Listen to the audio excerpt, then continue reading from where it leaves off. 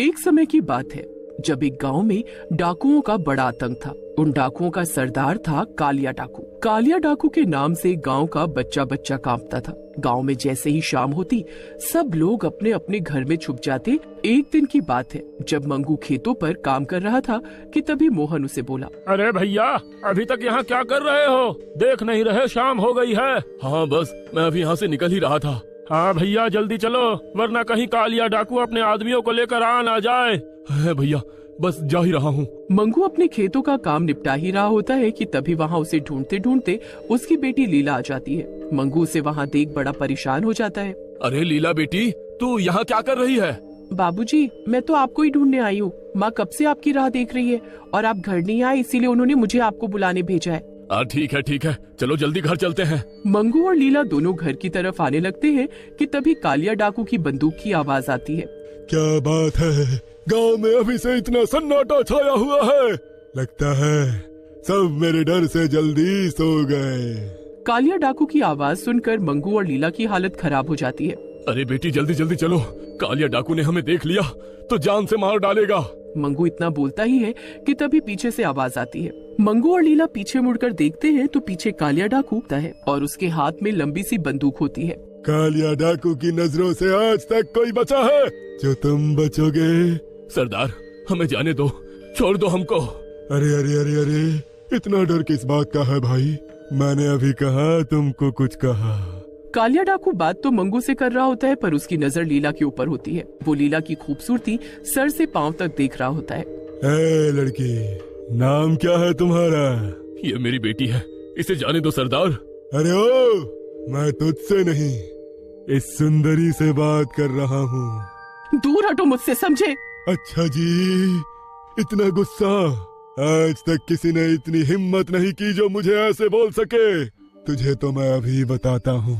और उसे अपने साथ ले जाने लगता है। बेचारा लीला का बाप हाथ पैर जोड़ता रह जाता है और रोने लगता है, पर कालिया डाकू उसकी एक नहीं सुनता। इधर लीला खुद को छुड़ाने की खूब कोशिश करती है पर कालिया डाकू को उस पर भी तरस नहीं आता। मुझे जाने दो, मुझे मेरे बाबूजी के पास जाने दो। मुझसे गलती हो गई, मैं ऐसे नहीं बोलूंगी अब, मुझे माफ कर दो। मुझे तू एक नजर में भाग गई थी और अब मैं तुझसे ब्याह रचाऊंगा। नहीं, कभी नहीं, ऐसा कभी नहीं हो सकता। कालिया डाकू उसे अपने ठिकाने पर ले जाता है और उसे एक कमरे में बंद कर देता है। उसके बाद वो पंडित को बुलाकर उसे जबरदस्ती शादी की तैयारी करता है। लीला को जब कुछ समझ नहीं आ रहा होता तो वो कालिया डाकू की बंदूक उठाती है और उसके सर पर रखकर गोली चला देती है। कालिया डाकू उसी वक्त मर जाता है। आज इससे सबको छुटकारा मिल ही गया, मार डाला मैंने इसे। लीला वहाँ से फटाफट भाग जाती है। लीला जैसे ही अपने घर पहुँचती है तो उसके पिता और उसकी माँ उसे देखकर बड़े खुश होते हैं। मेरी बच्ची तू आ गई, मुझे यकीन नहीं हो रहा। आखिर तो उस कालिया डाकू के चंगुल से कैसे बचकर भागी? हाँ बेटी, आखिर तू कैसे बचकर आई? मैंने उसी की बंदूक से उसे मार डाला। ये बात सुनकर लीला की माँ और बाबूजी दंग रह जाते हैं, पर वो खुश भी होते हैं कि आखिरकार उनके गांव को कालिया डाकू से छुटकारा मिल गया। वो ये बात किसी को नहीं बताते कि कालिया डाकू को लीला ने मारा है। पर जब गांव वालों को कालिया की लाश मिलती है तो वो खुशी से झूम उठते हैं। उस दिन के बाद सब गांव वाले सुकून की जिंदगी जीने लगते हैं और उनको किसी का डर नहीं रहता। सब बहुत अच्छा चल रहा होता है, पर अचानक एक रात किशन लाल को रात के वक्त घोड़े पर सवार एक भूत दिखता है जिसके हाथ में बंदूक होती है। वो भूत किशन लाल के सामने आकर खड़ा हो जाता है। अब किशन लाल की हालत एकदम खराब हो चुकी होती है। भूत, अरे हमारे गांव में भूत, भागो! अरे मुझे जाने दो, मैंने तुम्हारा क्या बिगाड़ा है? कहाँ है वो लड़की जिसने मुझे मारा है? कहाँ है वो? अरे कौन सी लड़की? किसकी बात कर रहे हो? वही जो बहुत सुंदर है। मुझे वो लड़की चाहिए, वरना मैं सबको मार डालूंगा। अरे पर तुम हो कौन? डाकू, कालिया डाकू हूँ मैं। वापस आ गया हूँ अपनी मौत का बदला और उस लड़की को अपने साथ ले जाने। जाओ जाकर बता दो सब गांव वालों को कि अगर मुझे वो लड़की नहीं मिली तो मैं गांव की सभी लड़कियों को मार डालूंगा। किशन लाल रात के अंधेरे में भागता हुआ गांव वालों को जाकर उठाता है। अरे वो आ गया है, कालिया डाकू आ गया है। ये बात सुनकर सब गांव वाले हैरान रह जाते हैं क्योंकि कालिया डाकू तो मर चुका होता है। अरे पर वो तो मर चुका है ना? हाँ वो मर चुका है और अब उसका भूत आया है अपनी मौत का बदला लेने। किशन लाल फिर सारी बात गांव वालों को बताता है। अगले दिन शीला और लीला की माँ कुएं पर पानी भर रहे होते हैं और तभी शीला लीला से बोलती है, तुमको तो पता ही होगा कि आखिर वो कालिया डाकू का भूत गांव में वापस आ गया है। बोल रहा था कि उसे किसी गांव की लड़की ने मारा है और अब उस भूत को उसी लड़की की तलाश है। वो लड़की अगर उसे ना मिली तो वो उस गांव की एक लड़की को उठाकर ले जाएगा।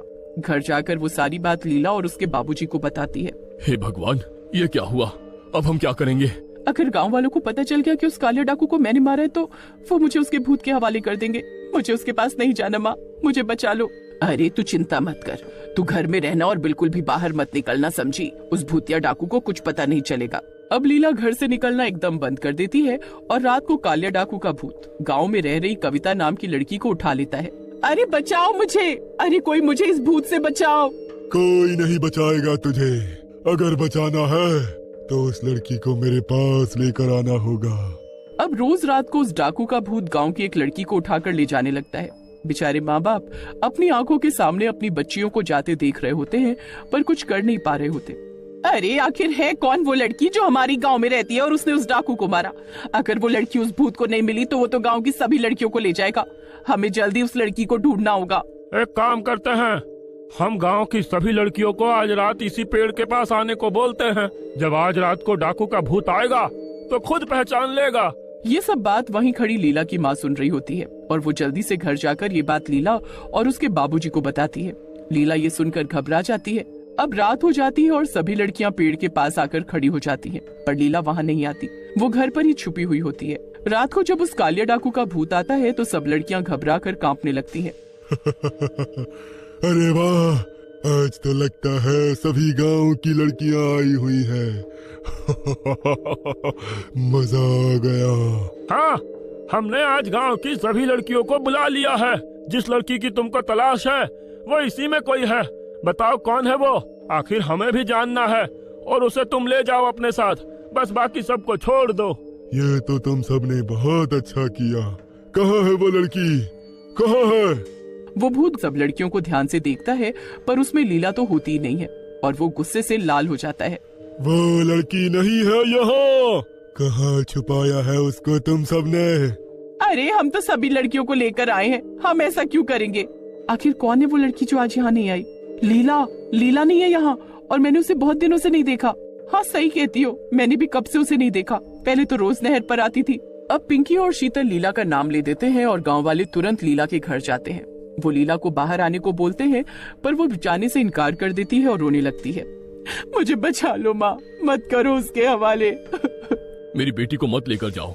वो डाकू इसे उठाकर ले गया था और इससे जबरदस्ती शादी कर रहा था, इसलिए इसने उसे मार डाला। इस लड़की ने खुद को बचाने के लिए उसे मारा, पर अगर हमने इसे उस भूत के हवाले नहीं किया तो वो गांव की सभी लड़कियों को अपने साथ ले जाएगा। ये सुनकर लीला को बाकी लड़कियों के लिए बहुत बुरा लगता है और वो खुद ही उस भूत के पास चल देती है।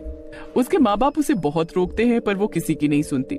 जब वो उस भूतिया डाकू के सामने पहुंचती है तो उसकी खुशी का ठिकाना नहीं होता। मिल गई, आखिरकार मुझे ये मिल ही गई। अब मैं इससे शादी करूंगा। पर उसके लिए तो मेरी जरूरत होगी ना। चलो मैं तुम्हारी अभी शादी करवाता हूँ। भूतिया डाकू इस बात पर राजी हो जाता है पर पंडित सब गांव वालों के सामने लीला की शादी उस भूत से करवाने लगता है। भूत बड़ा ही खुश होता है पर उसे इस बात का जरा भी अंदाजा नहीं होता कि उसके साथ क्या होने वाला है। जैसे ही वो भूत अपने हाथ से पंडित की दी हुई सामग्री अग्नि में डालता है वो उसी में भस्म हो जाता है। मिल गई इसे मुक्ति और हम सबको भी। गांव वाली खुशी से झूम उठते